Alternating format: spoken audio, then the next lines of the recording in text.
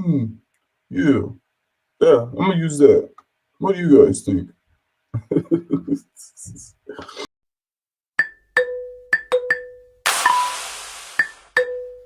I ain't gonna lie, I love Trump for that shit. That shit is hilarious to me.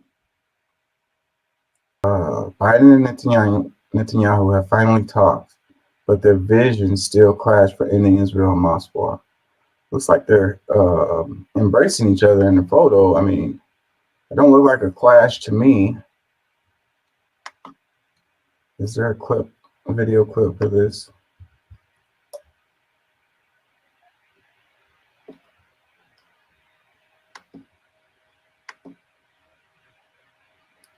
Oh, we're gonna get another ad. No.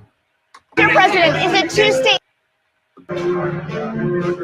Mr. President, is a two-state solution impossible if Bibi's in power? If Bibi's in power, are you going to reconsider conditions? Is a two-state solution impossible if Bibi's in power? Yes. On Israel aid, given what Netanyahu said about a one-state? I think we'll be able to work something out. What does that mean? I think we'll be able to work something out. I think that shows that, the United States does have a certain amount of power, pressures that they could put on Israel for this outcome. But that also shows that, Biden is freaking complicit or whatever in this situation, because if he could do something about it, and he's clearly not. There are a number of types of two-state solutions. There's a number of countries that are members of the UN that are still don't have their own militaries. A number of states that have limitations. And so I think there's ways in which this could work. So he says there's a number of members of the U.S., the United Nations or whatever. What do you say? They don't have militaries. He says there is a way for a two-state solution to come out of this. I think that, as horrible as the situation is, the Palestine-Hamas war or whatever, I think it's going to have a positive outcome. I really do think so. This may finally be what takes it, a Palestinian state to actually come about. I've been thinking about that for a while, and I really, it's weird how things like that happens, the snapback that happens. Like before October 7th, the chances for a Palestinian state was like 0.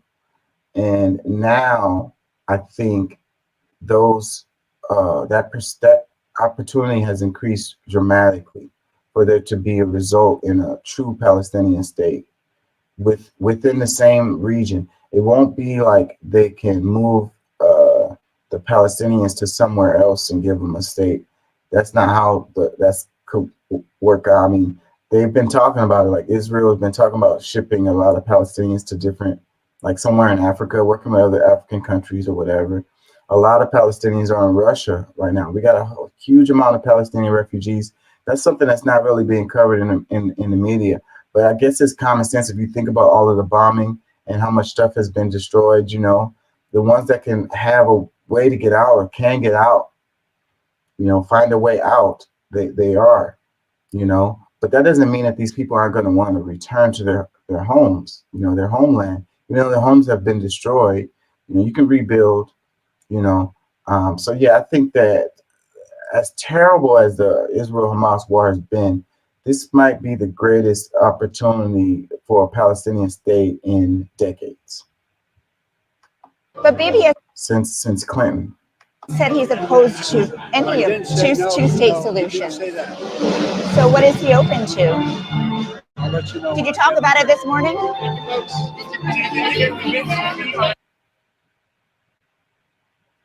What do you say? I'll let you know when I get. Like basically, he didn't say anything. President Joe Biden and let's see, by Amir Madani and Zeke Miller, January 19, 2024, watching AP. President Joe Biden and Israel Prime Minister Benjamin Netanyahu finally spoke Friday after a glaring, nearly 4-week gap in direct communications, during which fundamental differences have come into focus over a possible pathway to Palestinian statehood once fighting in Gaza ends. Biden and his top aides have all but smothered Netanyahu with robust support, even in the face of global condemnation over the mounting civilian death toll and humanitarian suffering in Gaza as the Israelis have carried out military operations in the aftermath of the October 7th attack on Israel. But the leaders' relationship has increasingly shown signs of strain as Netanyahu has repeatedly rebuffed Biden's calls for Palestinian sovereignty, gumming up what the U.S. president believes is the key to unlocking the durable peace in the Middle East, the often cited elusive two-state solution. Yeah, Israel don't want a two-state solution. And a lot of people argue that Hamas don't want a two-state solution. It says neither side shows signs of budging. Friday's phone call one day after Netanyahu said that he has told U.S. officials in plain terms that he will not support a Palestinian state as part of any post-war plan. Biden, for his part, in Friday's call, reaffirmed his commitment to work toward helping the Palestinians move toward statehood.